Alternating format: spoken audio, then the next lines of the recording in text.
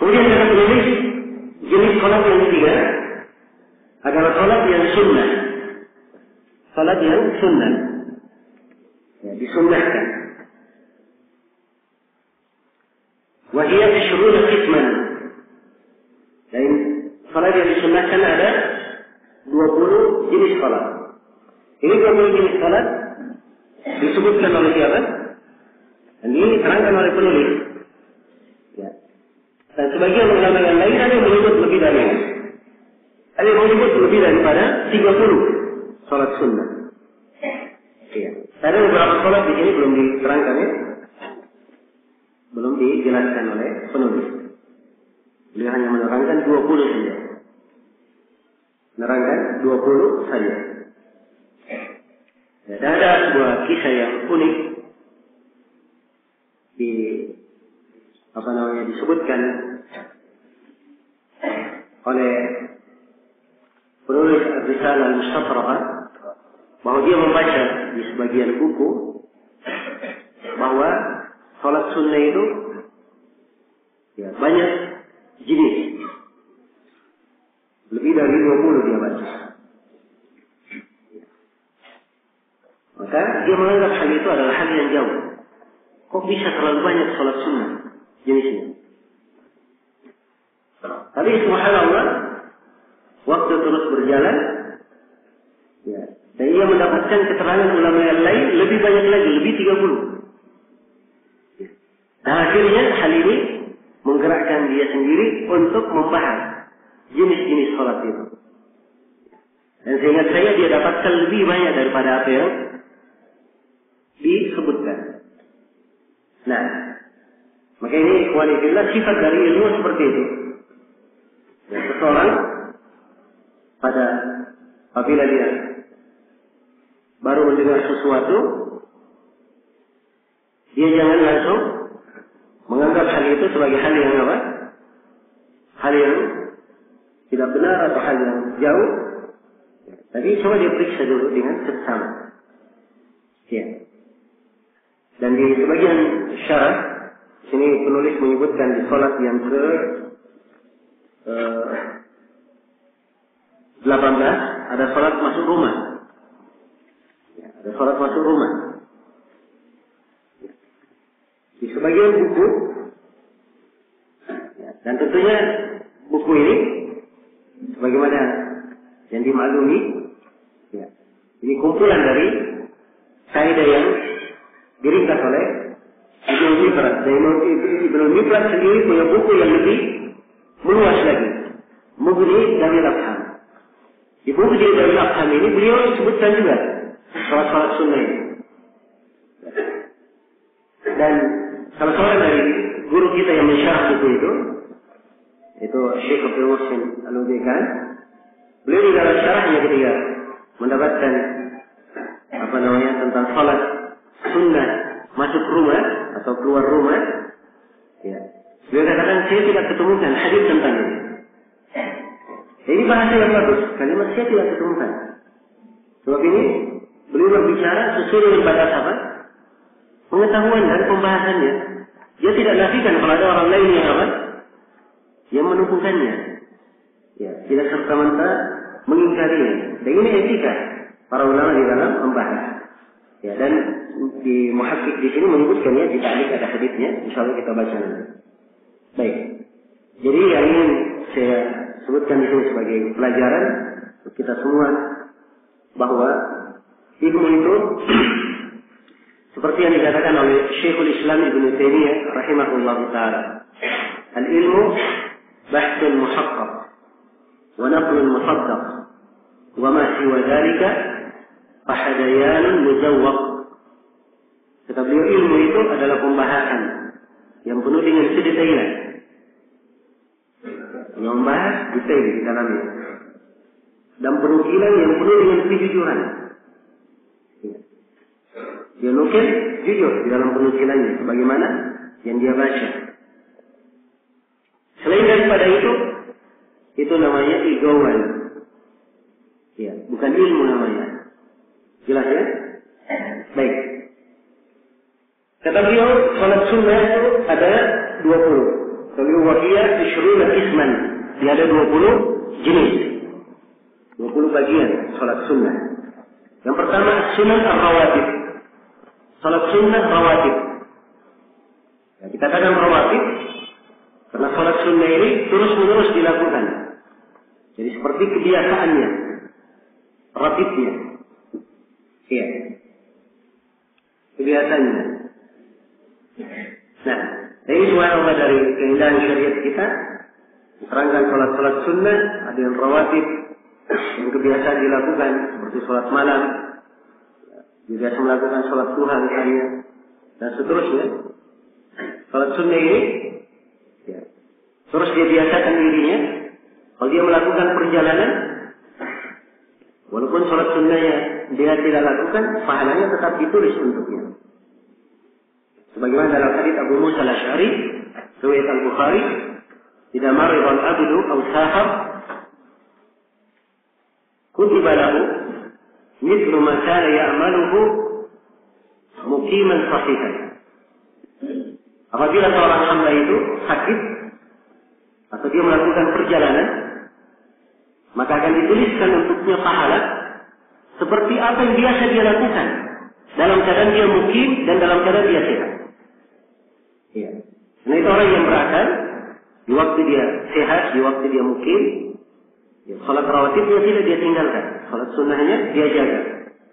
Ya, di kondisi dia safar atau di kondisi dia melakukan perjalanan, dia sedang sakit, dia tidak bisa melakukan salat-salat sunnah itu, tetap mengalir untuknya pahala dari kebiasaannya yang biasa dia kerjakan. Ya, salat sunnah yang pertama adalah salat ar-rawatib. Salat rawatib itu diterangkan di dalam hadis Ibnu Umar dan selainnya. Kesimpulannya bahwa salat rawatib itu ada rawatib zuhur, ada qabliyah dan ada ba'diyah, dan ada rawatib maghrib, dan ada rawatib apa? Isya. Untuk zuhur boleh 2 rakaat sebelum zuhur, boleh 2 rakaat setelah zuhur. Ini riwayat, satu riwayat. Ada riwayat yang lain, boleh 2 rakaat sebelum zuhur, boleh 4 rakaat setelah zuhur. Ini riwayat yang kedua untuk zuhur. Riwayat yang ketiga untuk zuhur, boleh 4 rakaat sebelum zuhur dan boleh 4 rakaat setelah zuhur. Jelas ya? Sudah 3 sisi untuk apa? Rawatib zuhur. Ya, untuk maghrib 2 rakaat setelah apa? Setelah maghrib. Untuk isya 2 rakaat setelah isya. 2 rakaat setelah isya. Nah, ini rawatib di dalam hadis Ibnu Umar. Dan ada hadis Ibnu Umar yang lain, riwayat Abu Dawud dan selainnya. Nabi sallallahu alaihi wasallam bersabda, "Rahimallahu imra'an shalla arba'an qabla al-'asr." Allah merahmati seorang hamba, dia salat asar atau salat 4 rakaat sebelum asar. Dia salat 4 rakaat sebelum apa? Sebelum asar. Ini hadis Ibnu Umar juga. Nah, hadisnya insyaallah taala hadis yang kuat. Iya. Baik. Dan juga di antara hal yang dihitung rawatib adalah 2 rakaat sebelum subuh. 2 rakaat sebelum subuh. Ini tunjukkan oleh banyak hadis, di antaranya hadis Aisyah, riwayat Muslim, rakaat al-fajr khairun min ad-dunya wa ma fiha. 2 rakaat sebelum subuh pahalanya lebih baik daripada dunia dan seisinya. Lebih baik daripada dunia dan seisinya. Iya. Baik. Ini semuanya yang berkaitan dengan rawatib. Iya. Yang kedua kata beliau wal witru. Ada salat witir. Ya. Dan penggunaan kata witir terkadang dimaksudkan dengannya salat lain yang ditutup dengan witir. Karena dimaksudkan witirnya saja tanpa ada tahajudnya. Iya. Ini 2 penggunaan dan dua-duanya disyariatkan. Ya, cuma di dalam masalah sholat sunnah yang dituntut itu, ya bukan seorang semangat melakukan, tapi yang dituntut adalah dia continue melakukannya, walaupun sedikit. Nah, itu dalam hadits Aisyah riwayat Bukhari dan Muslim, Rasulullah SAW bersabda, "Ahabbul a'mali ila Allah ma dawama 'alaihi sahibuhu wa in qalla." Amalan yang paling dicintai oleh Allah adalah hal yang pelakunya continue melakukannya walaupun sedikit amalan itu. Ya. Jadi kalau dia mampu witir 3 rakaat saja. Mungkin dia ibadah. Jangan hari ini Masya Allah, semangat. Ya. 11 rakaat. Baca 1 juz. Besok, ya, lumayan, masih bisa. Bisa payah sedikit. Ya. Besoknya lagi, wah kayaknya terlalu panjang. Turun dulu setengah juz. Ya. Besoknya, wah terlalu banyak kalau 11. Ya. Ringkas saja, jadi 5 rakaat. Nah, besoknya 3 rakaat. Besoknya, wah libur dulu. Yang dimaksud adalah continue. Ya, bukan semangat kemudian apa? Dia tinggalkan. Nah, karena itu Nabi SAW, kalau beliau sholatnya biasanya 11 rakaat. Kalau beliau luput tidak melakukannya di malam hari, ketiduran, maka beliau ganti di siang hari ya 12 rakaat. Karena sholat ganti itu di mana? Di malam hari, adapun di siang hari harus genap. Nah itu beliau jadikan 12 rakaat di qadha di siang hari. Ini untuk menjaga kontinunya ibadah, dan jiwa itu harus dididik seperti itu. Iya. Kalau dia sudah terbiasa dengan amalan yang dia kontinu melakukannya, maka dia akan gemar untuk mengerjakannya, terbiasa dengannya, senang untuk menyelami ibadah tersebut. Baik. Ini witir ya. Dan pendalilan tentang witir, sholat malam itu diterangkan dalam Al-Quran. Ya. وَمِنَ اللَّيْلِ فَتَهَجَّدْ بِهِ نَافِلَةً لَكَ عَسَىٰ أَن يَبْعَثَكَ رَبُّكَ مَقَامًا مَحْمُودًا. Dan dari malam hari tahajudlah kamu nafilah. Ya. Sungguhnya Allah akan membangkitkanmu di maqam yang baik. Tahajud itu salat yang didahului, salat malam didahului dengan tidur. Ya. Kalau dia tidur sedikit sebelumnya itu baru tahajud namanya. Kalau dia tidak tidur itu disebut salat malam. Disebut salat apa? Salat malam. Kalau tahajudnya dia tutup dengan witir, maka dia tahajud bersama dengan apa? Witir. Ya. Dan kadang keseluruhannya disebut witir, sebagaimana yang telah kita terangkan. Dan juga Allah firman, ya ayyuhal muzammil qumil laila illa qalilan nisfahu aw inqus minhu qalilan aw zid 'alaihi wa rattilil qur'ana tartila. Wahai orang yang beriman, ya, berdirilah di malam hari. Lakukan salat malam. Kecuali sedikit. Yang malam dihidupkan kecuali sedikit dari malam. Kebanyakan malam dihidupkan. Ya. Berapa kebanyakan malam? Nisfahu, seperduanya. Awin kusminhu qalila, atau kurang sedikit darinya. Kurang sedikit, sepertiga. Awin tidak alih, atau tambah. Boleh jadi 2/3. Warattilil Qur'ana tartila. Dan ini asal perintah dalam Al-Quran, asalnya bermakna kewajiban. Namun di akhir dari surah menghapuskan makna wajibnya salat malam menjadi salat sunnah. Yang kewajiban itu menjadi tetap hanya untuk Nabi Sallallahu Alaihi Wasallam. Sebab Nabi bagi beliau terhadap beliau wajib untuk salat witir. Adapun umatnya salat witir itu hukumnya adalah sunnah muakkadah. Hukumnya adalah sunnah muakkadah. Iya. Baik.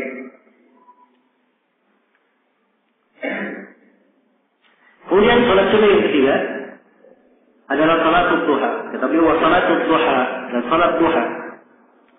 Ya. Dan salat duha ini adalah salat yang disunnahkan. Salat yang disunnahkan. Nabi Sallallahu Alaihi Wasallam sendiri itu tidak banyak melakukan salat duha. Ya. Namun dari anjuran beliau menganjurkan pelaksanaannya. Maka kalau ada yang kontinu melakukan sholat duha, itu adalah hal yang bagus. Ya, tidak dilarang. Dia adalah hal yang baik, keutamanya banyak diterangkan dalam hadis-hadis. Dan sholat duha boleh 2 rakaat, boleh 4 rakaat, boleh 6 rakaat, dan boleh 8 rakaat. Ya. Ini riwayat-riwayat yang paling sahih dijelaskan tentang sholat duha. Bisa 2, 4, 6, dan 8. Mungkin di sini muncul pertanyaan.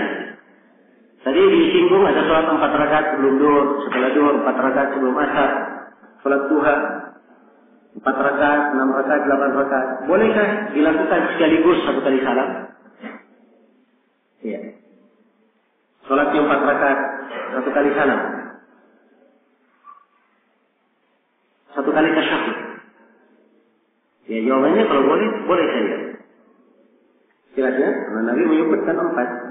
Asalnya boleh, tapi kalau ingin lebih afdalnya dia sholat 2-2. Karena kebanyakan pelaksanaan sholat yang dinukil dari Nabi dilakukan 2 rakaat, 2 rakaat. Ini kalau sholatnya di mana di siang hari. Adapun kalau sholatnya di malam hari, ya. Kalau sholatnya di malam hari, maka sholat malam itu harus 2-2. Kecuali kalau witir. Witir boleh dia langsung 9, langsung 11. Tidak ada masalah kalau dia witir. Tapi kalau sholat malam, Rasulullah bersabda sholatul lail masna masna. Sholat malam 2-2. Iya. Kalau di sholat di siang hari, kita hanya sebutkan afdalnya dia 2-2. Kalau dia ingin lakukan 4, sekaligus juga boleh. Iya. Kemudian yang ketiga atau yang keempat dari sholat sunnah, wa tarawih dan sholat tarawih. Ya, sholat tarawih dia masuk juga dalam sholat sunnah. Dan sholat sunnah ini hanya disunnahkan di mana? Di bulan Ramadan. Sebab tarawih itu adalah sholat malam dikerjakan secara berjamaah. Ya, dikerjakan secara berjamaah. Dan sejumlah ahli fikih menyebutkan bahwa yang dimaksud dengan tarawih dikerjakan secara berjamaah di awal malam. Di awal malam. Iya. Namun, wallahu a'lam bahwa yang benar bahwa sholat tarawih itu juga boleh dilakukan di akhir malam. Karena para sahabat radhiyallahu taala anhum pernah melakukannya di sepertiga malam terakhir dan di sepertiga malam terakhir. Iya. Adapun yang bahwa sholat tarawih ini adalah sholat yang disyariatkan. Iya. Karena tarawih jama dari tarwih. Jama dari tarwih. Tarwih itu istirahat. Karena seorang sholat 2 rakaat, 2 rakaat, istirahat, kemudian 2 rakaat, 2 rakaat, istirahat, kemudian 3 rakaat witir. Jelas ya? Karena itu disebut tarawih karena ada istirahatnya, walaupun sejenak. Iya. Ini penamaan salat tarawih istilah ya, penamaan di kalangan para ulama. Sebagaimana tahiyatul masjid disebut dengan nama tahiyat masjid. Ini dari kebiasaan ahli fikih untuk membedakan antara jenis ibadah. Ibadah ini disebut dengan ini, disebut dengan ini dan ini. Jelas ya? Ya. Jadi kalau ada yang bertanya, salat tarawih apa dalilnya dari Al-Quran? Nama tarawih. Itu memang tidak ada di dalam Al-Quran, tidak pula di dalam hadis. Ya, dan ini termasuk kejahilan sebagian orang. Dan ini banyak disebarkan di Makassar sini. Bahwa salat tarawih itu bid'ah. Tidak ada salat tarawih di masa Nabi. Yang ada adalah salat lain. Ini dari kejahilan mereka. Mereka baca di Sahih Bukhari satu kitab. Dia beri judul kitab salat tarawih gitu. Muhammad bin Nasr al-Marwazi salat malam. Dia kasih judul tentang salat tarawih. Dan banyak lagi dari para ulama menunjukkan bahwa ini bukan bid'ah. Ini perkara yang dikenal di kalangan salaf. Hal yang dimaklumi. Jelas ya? Kemudian kedua salatul kusuf. Kelima adalah sholat kusuk, sholat gerhana. Ya, ini adalah sholat yang disyariatkan. Disyariatkan di dalam hadits riwayat Bukhari dan Muslim. Nabi sallallahu alaihi wasallam bersabda, "Inna asy-syamsa wal qamara ayatan min ayatillah, la tankashifani li mauti ahadin wala li hayati. Fa idza ra'aytum dzalika fafza'u ila shalah." Sungguhnya matahari dan bulan adalah dua ayat dari ayat-ayat Allah. Tidaklah terjadi gerhana pada keduanya karena kematian seorang pun dan tidak pula karena kehidupan seseorang. Ini karena di masa jahiliyah mereka meyakini kalau terjadi gerhana itu ada orang besar yang meninggal atau ada orang besar baru dilahirkan. Maka keyakinan jahiliyah ini dibantah di dalam Islam dan diterangkan bahwa ya, gerhana itu bukan karena kematian siapapun dan bukan karena kehidupan siapapun. Jelas ya, tapi dia adalah dua tanda dari tanda kebesaran Allah. Kalimat dua tanda dari tanda kebesaran Allah ini harus dicermati. Sebagaimana musibah dan malapetaka itu adalah tanda-tanda dari tanda kebesaran Allah Subhanahu wa taala. Setelah Allah menghancurkan ya, banyak negeri, disebutkan inna fi dzalika laayat. Sungguhnya dalam hal itu terdapat ayat-ayat. Terangkan sebagai ayat. Maka ini mengkhawatirkan seorang hamba. Karena itu Nabi berkata, "Idza ra'aytum dzalika fafza'u ila shalah." Kalau kalian melihat gerhana, segera melakukan salat. Jadi salat gerhana ini kaitannya dengan melihat. Jelas ya? Bukan kaitannya dengan mendengar. Kalau terjadi gerhana di Jawa sana, di Makassar tidak ada, orang Jawa saja yang salat. Di Makassar tidak ada apa? Salat gerhana. Sebab kaitannya dengan apa? Tidak ra'aitum. Sekarang ini untuk apa masalah gerhana, itu ada kemudahan di teknologi bisa tahu sebelumnya kemungkinan akan terjadi gerhana. Ya, diperkirakan. Bisa diukur tempat-tempatnya di mana akan terlihat. Jelas ya? Ya ini memudahkan. Memudahkan. Cuman kalau di sebuah tempat tidak terlihat, tidak disyariatkan melakukan gerhana. Sebagaimana terjadi gerhana matahari sebelumnya, ya hanya terlihat di sebagian wilayah di Indonesia saja. Di Makassar tidak terlihat. Dan gerhana bulan kemarin, ya terlihat ya. Sekira di seluruh Indonesia mungkin terlihat. Ya. Maka kalau terlihat dilakukan di tempat yang terlihat saja. Dan pernah suatu kejadian terjadi gerhana di di Saudi Arabia. Ya, terdengar di radio orang melakukan sholat gerhana matahari di Madinah. Ya, padahal dilihat tidak ada gerhana, orang tidak lihat. Di ibu kota tidak ada gerhana, tapi di Madinah mereka lihat. Itu Syekh Shalal Al-Fauzan memberikan fatwa bahwa kita yang hanya dilihat tidak ada kewajiban bersolat, kita tidak melihat. Dasarnya hadis ini, "Idza ra'aitum dzalik," kalau kalian melihat hal tersebut, maka lakukan salat. Kemudian Nabi dalam hadis-hadisnya ketika terjadi gerhana, beliau perintah untuk memperbanyak istighfar, sedekah, memperbanyak zikir kepada Allah Subhanahu wa taala. Iya. Baik, ini salat gerhana. Setelah kita terangkan bahwa salat ini ya layaknya dia tidak dimasukkan di salat sunnah, tapi dia dimasukkan di mana? Di fardu kifayah. Iya. Sebab salat ini punya makna yang hendaknya diperhatikan. Ya, kalau diyakini sebagai sunnah saja, ya, maka orang akan cenderung bergampangan. Oh, saya saja aja. Ya, salat sunnah. Tidak apa-apa, saya tidur saja. Tidak perlu saya haji. Jelas ya? Itu Nabi untuk salat gerhana ini ada syariat tersendiri, tidak disyariatkan di tempat lain. Beliau menyuruh manusia, beliau berkata as-salat jami'ah, as-salat jami'ah. Sedangkan di waktu di salat Id, di salat istisqa dan salat yang lainnya tidak disyariatkan mengucapkan itu. Ini hanya disyariatkan di salat apa? Di salat khusus saja. Yang menunjukkan sisi pentingnya sholat gerhana. Kemudian yang keenam, kata beliau wal istisqa, dan sholat apa? Minta hujan. Ya. Ini apabila di sebuah negeri atau di sebuah tempat yang mereka kekurangan hujan, maka Nabi Shallallahu Alaihi Wasallam telah mensyariatkan untuk melakukan sholat istisqa, ya, sholat meminta hujan. Dan pelaksanaan sholat istisqa ini mirip dengan sholat id, mirip dengan sholat id, ya. Baik, sebagaimana di dalam hadits yang diriwayatkan oleh Imam Tirmidzi dari Ibnu Abbas, berkata, "Salat Nabi sallallahu alaihi wasallam raka'ataini kama yusalli al-Id." Nabi sallallahu alaihi wasallam melakukan salat 2 rakaat sebagaimana beliau salat Id.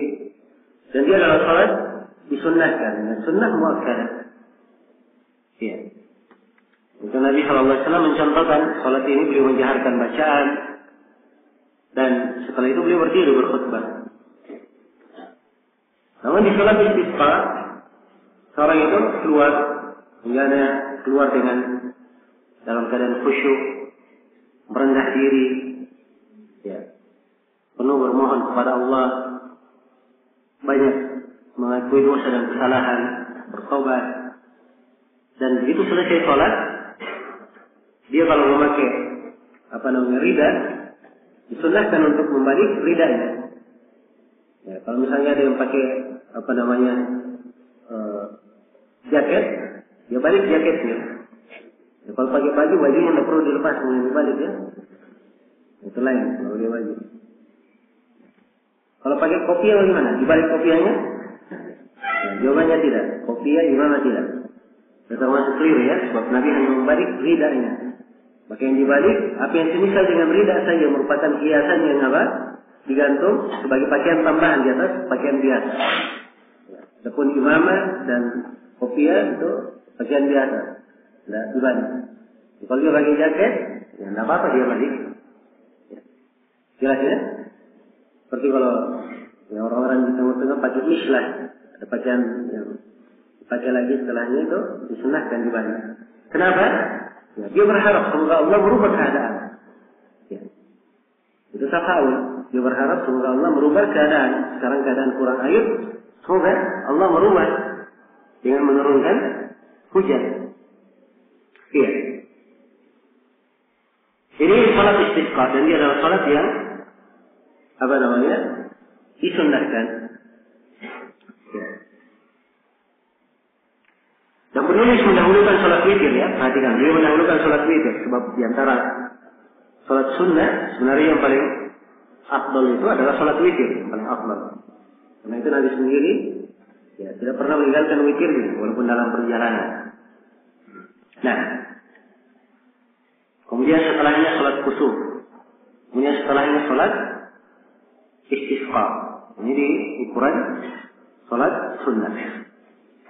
Nah, jadi salat yang disyariatkan, setelah itu salat tarawih ya. Salat yang disyariatkan secara berjamaah itu secara umum lebih afdal daripada salat sunnah yang disyariatkannya hanya sendiri-sendiri. Nah, suatu salat kalau disyariatkan berjamaah itu menunjukkan keutamaan. Menunjukkan apa? Keutamaan. Sebagaimana salat berjamaah, salat 5 waktu lebih utama daripada salat apa? Salat sendiri. Iya. Kemudian yang ke-7 dari salat sunnah wa salat tawaf. Dan salat tawaf. Iya. Ini diterangkan di dalam hadits Rasulullah SAW tentang syariat salat tawaf. Dan beliau telah melarang tadi ad-duna manaf. Ya. Beliau telah mengatakan kepada Bani Abdi Manaf, dan Banu Abdi Manaf ini mereka yang memegang kunci pintu-pintu Masjidil Haram.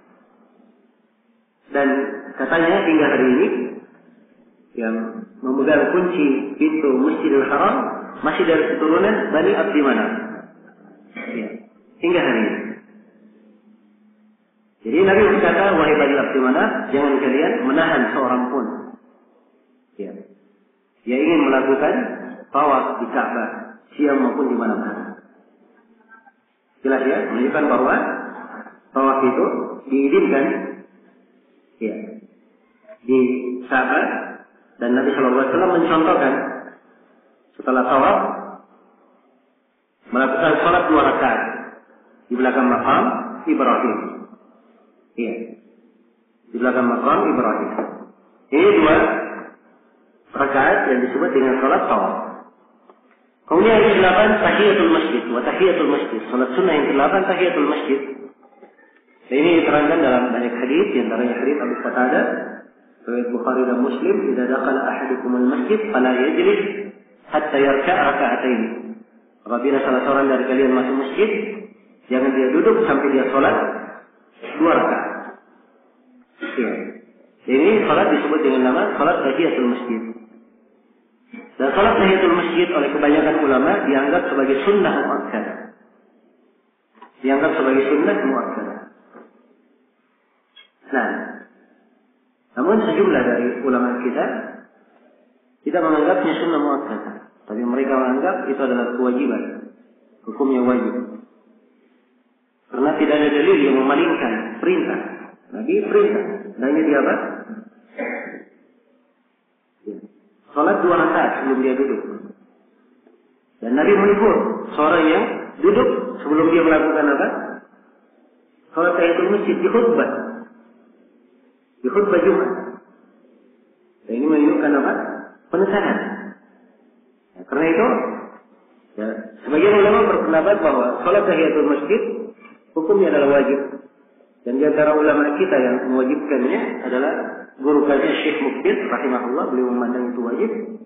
Demikian pula Syekhuna Syekh Ahmad An-Najmi, beliau juga memandangnya tahiyatul masjid sebagai hal yang diwajibkan. Adapun kebanyakan ulama mereka berpendapat bahwa salat tahiyatul masjid hukumnya adalah sunnah muakkadah. Baik. Yang ke-9, wa sujudut tilawah, dan sujud tilawah. Mungkin ada yang bertanya, loh ini kan sujud, bukan salat. Ya. Ini dimasukkan di dalam pembahasan di sini karena sebagian ulama ada yang menganggap bahwa sujud tilawah adalah bagian dari salat. Bagian dari salat, ada yang menamakannya dengan salat. Ya. Nah ini pendapat sebagian ulama. Adapun Syekhul Islam Ibnu Taimiyah, beliau menerangkan bahwa sujud tilawah ini bukanlah tidak dianggap sebagai salat dan bukan bagian dari salat. Iya. Kalau seorang membaca Al-Quran di dalam salatnya, tidak apa-apa dia sujud tilawah. Tapi sujud tilawah itu sendiri bukan bagian dari salat. Jadi antara dalil yang jelas menunjukkan bahwa sujud tilawah bukan salat, Nabi pernah membaca surat An-Najm lalu sujud dan diikuti oleh kaum muslimin, dan ada juga dari kaum musyrikin yang ikut sujud. Iya. Makanya menunjukkan bahwa dia bukan apa? Bukan sujud yang merupakan bagian dari salat. Iya. Juga sujud tilawah ini boleh dilakukan oleh orang yang berhadas. Dalam keadaan dia berhadas, dia mendengarkan orang membaca Al-Quran, ayat tilawah, dia sujud, tidak apa-apa. Juga menunjukkan bahwa itu bukan salat. Ya, maka penggunaan kalimat sujud tilawah dianggap sebagai salat sunnah, ini tentunya pendapat yang kurang kuat. Lebih kuatnya dia dihitung sebagai sujud. Ya. Tapi kalau dia dinamakan salat dari mana dilakukan, boleh dilakukan dalam salat, maka mungkin itu sisi pendapat ya. Dan penulis nanti akan menyebutkan di kaidah berikutnya tentang hal ini. Kemudian yang ke-10 salatul tahar, dan salat bersuci. Maksudnya salat bersuci di sini adalah salat setelah apa? Setelah wudu. Itu dalam hadis Utsman bin Affan, riwayat Bukhari dan Muslim, di mana Nabi bersabda, "Man tawadda'a nahwa wudu'i hadha, thumma shalla raka'atayn la yuhaddith fihima nafsah, ghufira lahu ma taqaddama min dhanbi." Siapa yang berwudu seperti wuduku ini, kemudian dia salat 2 rakaat, dia tidak membisikkan sesuatu pada dirinya, maksudnya dia salat konsentrasi, ya, dan memperhatikan mana salatnya, bacaan salatnya, maka akan diampuni apa yang telah lalu dari dosanya. Kemudian yang ke-11 kata beliau salatul hajat, dan salat hajat. Salat hajat. Sini disebut kalau salat hajat. Dan ada hadis-hadis yang menerangkan tentang salat hajat ini, beberapa hadis, tapi seluruh hadis, ambil kaidah seluruh hadis yang menjelaskan tentang salat hajat semuanya ada kelemahan padanya, tidak ada yang kuat. Karena itu salat hajat ini tidak disyariatkan. Salat hajat tidak disyariatkan. Iya. Nah, hadis-hadis yang menerangkannya adalah hadis yang lemah. Kemudian yang ke-12 adalah sujud syukur. Sujud syukur yang ke-12. Dan sujud syukur itu adalah sujud yang dilakukan karena dia mendapatkan kabar yang membuatnya bergembira. Ya.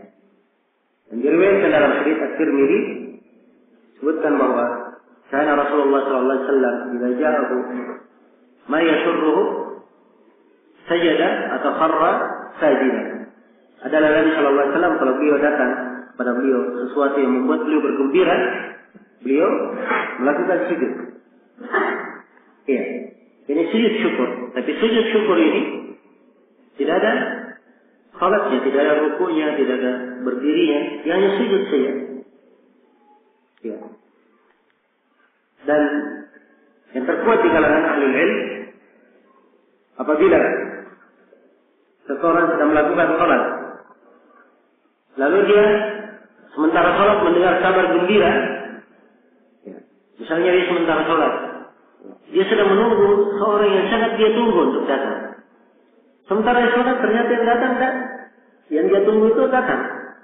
Ya. Maka sementara dia salat dia sujud syukur. Kalau dia ingat dia sementara salat dan sujud syukur, ini membatalkan salatnya. Kenapa? Sebab sujud syukur tidak boleh dilakukan di dalam apa? Di dalam salat. Iya. Dia sujud tersendiri di luar salat. Ya, kalau dia lakukan sujud dalam salatnya, itu artinya dia menambah gerakan di dalam salat. Dan itu membatalkan salatnya.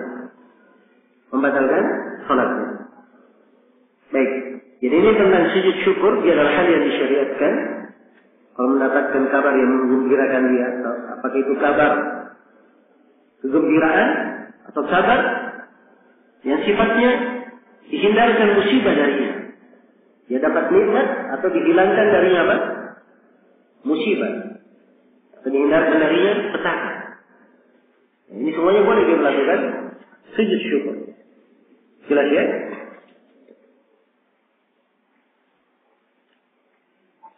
Kemudian yang ke-11 wa salatul istikharah. Ya. Yang ke-13 dan dia melakukan salat istikharah. Ini di antara salat sunnah yang diterangkan oleh penulis, dan dia adalah salat yang disyariatkan, diterangkan syariatnya di dalam hadits Jabir yang diriwayatkan oleh Al-Imam Al-Bukhari rahimahullahu ta'ala. Iya. Di mana Jabir radhiyallahu ta'ala anhu berkata, "Kana Nabi sallallahu alaihi wasallam yu'allimuna al-istikharata fil amri kullihi." Adalah Nabi sallallahu alaihi wasallam mengajari kami istikharah pada seluruh perkara. Kama yu'allimuna surata min al-Qur'an. Sebagaimana beliau mengajarkan kami semua surah dari Al-Quran. Rasulullah bersabda, "Idza hamma ahadukum bi amrin, farka raka'ataini min ghairi fardhah." Apabila salah seorang dari kalian sudah bersemangat melakukan sesuatu, maka hendaknya dia melakukan salat 2 rakaat bukan wajib. Ya, jadi 2 rakaat bukan wajib ini yang disebut salat apa? Istikharah. Yang perlu diingat di sini bahwa dalam salat istikharah, istikharah itu artinya dia minta dipilihkan oleh Allah. Itu dari arti kata istikharah. Tapi kalau kita lihat tuntunan Nabi, apabila seorang sudah hamba, dia sudah berniat melakukan sesuatu. Ya. Kalau dia sudah berniat melakukan sesuatu, baru dia sholat. 2 rakaat. Nah, maka di sini tampak kesalahan sebagian orang yang memahami sholat istikharah itu kalau dia bingung. Ya. Dia bingung antara dia meninggal atau tidak. Misalnya, atau dia bingung antara dua calon yang ada di hadapannya. Ya. Misalnya, nah, ini bukan istikharah namanya. Istikharah itu kalau dia sudah niat. Ya. Kalau dia sudah ingin melakukan perjalanan, maka dia sholat istikharah. Dan dia berdoa dengan doa itu. Kalau memang safarnya ini benar, ya, baik untuknya, maka Allah akan memudahkannya. Kalau tidak baik, maka akan dipalingkan darinya. Itu istikharah. Dan yang dimaksud dengan apa? Istikharah. Ini adalah sholat yang agung. Ya. Dan Nabi mengajarkan para sahabat pada seluruh perkaranya. Perkara apa saja. Sampai disebutkan dari Imam Al-Bukhari rahimahullah ta'ala, beliau tidaklah menulis satu hadis di dalam Sahih Al-Bukhari kecuali beliau salat dulu istikharah sebelumnya. Ya, 2 rakaat kemudian menulis. Jelas ya? Jadi dari fikih mereka dalam mengamalkan hadis Rasulullah sallallahu alaihi wasallam. Jadi salat istikharah sifatnya dilakukan salat sunnah 2 rakaat. Ya. Kapan saja silahkan, yang penting jangan di waktu-waktu terlarang. Ya. Nah, kalau disebutkan 2 rakaat, ya boleh saja dia gabungkan niatnya dengan yang lainnya. Ya salat misalnya dia ingin salat istikharah. Dia pas lagi salat malam. Ya, dia salat 2 rakaat. 2 rakaatnya ini dia niatkan juga istikharah. Tidak ada masalah. Setelah 2 rakaat dia berdoa. Allahumma inni, ya diajarkan doa oleh Rasulullah ya. Allahumma inni astakhiruka bi ilmika wa astaqdiruka bi qudratika. Ya. Fa innaka ta'lam wa la a'lam wa taqdir wa la aqdir wa anta 'allamul ghuyub. Allahumma in kana hadha al-amr. Kemudian disebutkan ayatnya. Ya. Ya Allah, kalau perkara ini disebutkan hajat siapa yang dia inginkan. Khairan li ya, fi dini wa ma'ashi wa akibati amri, dalam sebuah riwayat ajilihi wa ajilih faqdirhu li wa yassirhu li thumma barik li fihi wa in kana syarran li fi dini wa ma'ashi wa akibati amri, dalam sebuah riwayat ajilihi wa ajilih fasrifhu anni wasrifni anni thumma uqdir li al-khaira haythu kana thumma raddini bi. Ini doa yang diajarkan oleh Nabi SAW dalam istikharah. Dibaca oleh seorang hamba. Kondisi apapun. Jelas ya? Demikian kaifiat salat istikharah. Dan doa istikharah ini kapan dibacanya? Dibaca setelah salat 2 rakaat, bukan di dalam salatnya. Tapi setelah salat 2 rakaat. Karena Nabi berkata rakaat ini menjadi fardhu. Thumma qul. Salatlah 2 rakaat tidak wajib, kemudian bacalah. Menunjukkan bahwa salat itu 2 rakaat lengkap. Setelah salat baru baca. Iya, baru dibaca. Baik. Ini salat istikharah ya. Kemudian yang ke-14 kata beliau wassalatu bainal adzanaini. Salat antara 2 adzan. Ini 2 salat sunnah dilakukan antara adzan dan qamat. 2 adzan maksudnya antara adzan dan apa? Dan qamat. Iya. Jadi sunnahkan antara adzan dan qamat ada 2 rakaat. Sunnah. Ini berdasarkan hadis Abdullah bin Mughaffal riwayat Bukhari dan Muslim. Baina al-adzanain raka'atan, baina al-adzanain raka'atan, baina al-adzanain raka'atan, dan di kali yang ketiga Nabi berkata liman syara. Antara 2 rakaat, antara 2 adzan ada 2 rakaat, antara 2 adzan, antara adzan dan qamat ada 2 rakaat, antara adzan dan qamat ada 2 rakaat, antara adzan dan qamat ada 2 rakaat bagi siapa yang mau. Ya. Menunjukkan disunnahkannya 2 rakaat antara adzan dan qamat. Jelas ya? Ini sekaligus pelajaran untuk kebanyakan tempat di Indonesia ini, di mana habis adzan maghrib langsung qamat. Jadi berikan kesempatan untuk makmum melakukan 2 rakaat antara adzan dan qamat. Ini menyelisih hadis yang kita sebutkan tadi. dan menyelisih kebiasaan para sahabat. Di dalam Sahih Bukhari sebutkan bahwa kalau sudah adzan maghrib, kanu yabtadiruna as-sawari. Para sahabat langsung bergegas mencari tiang-tiang untuk sholat apa? Sholat sunnah. Iya. Ini menunjukkan bahwa mereka kalau sholat menghadap kemana? Ke sutra atau tiang yang menghalangi antara mereka dan orang yang berlalu di depannya. Baik, ini sholat antara adzan dan qamat, dan dia hukumnya sholat sunnah. Kemudian kata beliau, rahimahullah taala, yang ke-15, iya, adalah sunnatul witri. Sunnatul al-witri adalah salat sunnah witir. Ya. Disebutkan di ta'liq di bawah yang dimaksudkan 2 rakaat setelah witir. Karena Nabi SAW pernah beliau salat witir, sudah ganjil, setelah itu beliau salat lagi 2 rakaat setelahnya. Beliau salat lagi 2 rakaat setelahnya. Ya. Itu syahid di dalam hadits Aisyah riwayat Muslim. Nah, jelas? Namun oleh sebagian ulama dianggap bahwa itu bukan salat sunnah khusus untuk setelah witir. Tapi dia bagian dari salat apa? Salat malam yang dilakukan secara keseluruhan. Hanya hadits Aisyah yang menerangkan salat 2 rakaat setelah witir masih dilakukan 2 rakaat, ini menunjukkan bahwa setelah witir itu boleh dilakukan 2 rakaat apa? Setelahnya. Ini pendapat lebih kuat. Ya. Jadi kalau dianggap sebagai sunnah khusus, ini kurang tepat. Yang benarnya bahwa 2 rakaat yang dilakukan oleh Nabi dalam salat sunnah witir itu bagian dari salat malam. Hanya saja 2 rakaatnya di mana? Diakhirkan. Ya. Adapun hadis yang menyebutkan ija'alu akhir salati witran, jadi kalau akhir salat kalian itu witir, ini perintah untuk mengganjilkan. Ya. Dan kalau diganjilkan sudah ada witirnya, kemudian ditambah lagi 2, masih tetap ganjil. Dan itu tidak ada masalah. Tidak ada masalah. Ya, dan dibangun di atas pembahasan ini juga ya, diambil kesimpulan oleh para ulama, bagi siapa yang sudah witir di awal malam, boleh dia lakukan sholat malam di akhir malam. Tapi kalau dia sholat malam lagi di akhir malam, tidak boleh dia witir lagi. Karena witir tidak boleh 2 kali dalam satu malam. Nabi SAW bersabda, la witrani fi layla. Tidak ada 2 witir dalam satu malam. Jelas ya?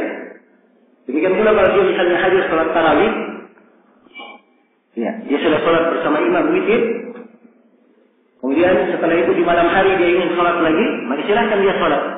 Tapi dia sholat 2 rakaat saja, tidak witir. Jelas ya? Kalau dia ingin witir, maka dia harus menggenapkan bersama imam. Kalau dia hadir sholat tarawih bersama imam, imamnya salam, di witirnya dia tidak salam, tapi dia tambah 1 rakaat supaya sholatnya apa? Sholatnya genap. Nanti begitu dia pulang ke rumah, di malam hari dia mau bangun, dia boleh sholat apa? Sholat malam, kemudian dia tutup dengan witir. Yang jelas tidak boleh 2 kali witir dalam apa?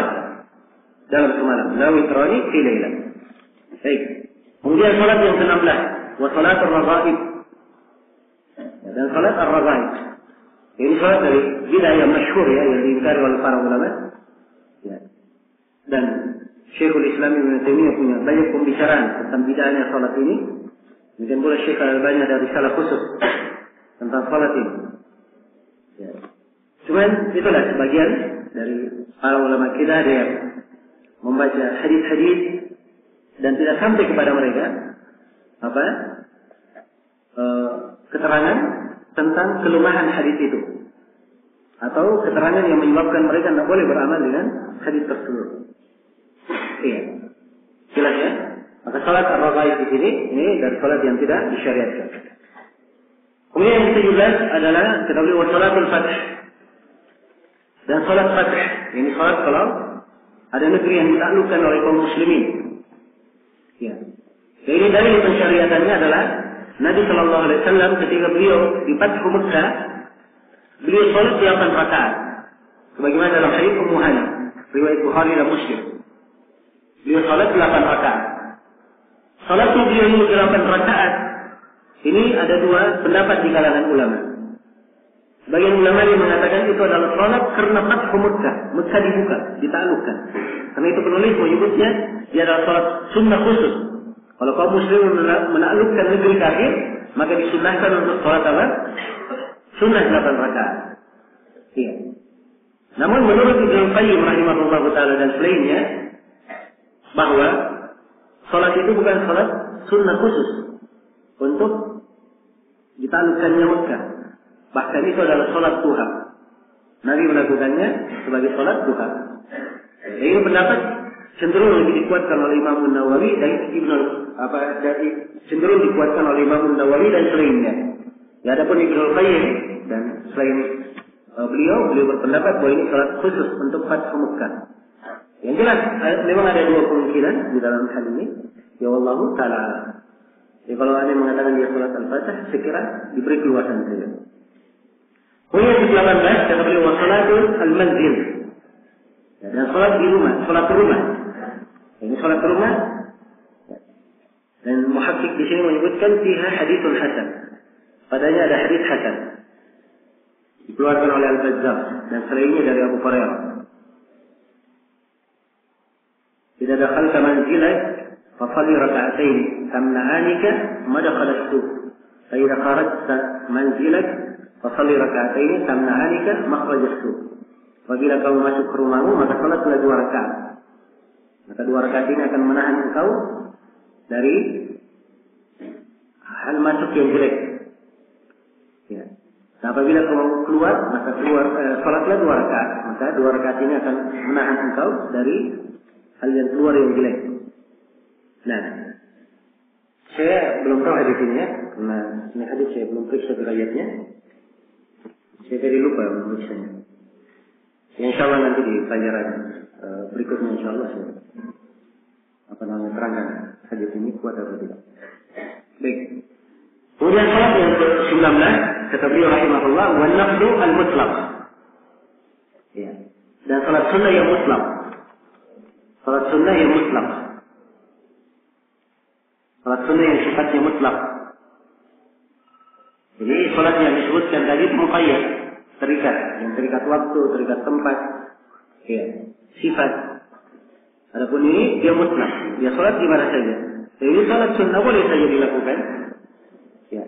Orang yang ingin sujud ya, kepada Allah Subhanahu wa taala melakukan salat boleh saja dilakukan dimanapun, yang penting bukan di waktu-waktu yang terlarang. Akan diterangkan oleh penulis nanti 5 waktu terlarang. Jadi salat sunnah mutlak ini diperbolehkan, yang penting bukan di waktu apa? Waktu terlarang. Ya. Kemudian yang ke-20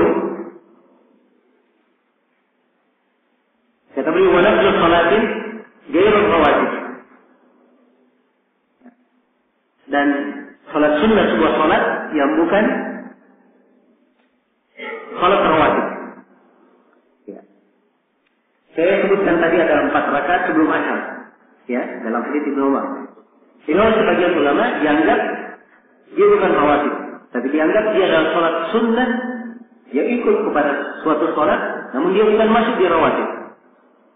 Tidak masuk di rawatib. Karena istilah mereka rawatib itu rangkaian yang disebut tadi. Dalam sehari dia sholat 8 rakaat atau 12 rakaat bersama di belakang sholat atau sebelum sholat. Ya.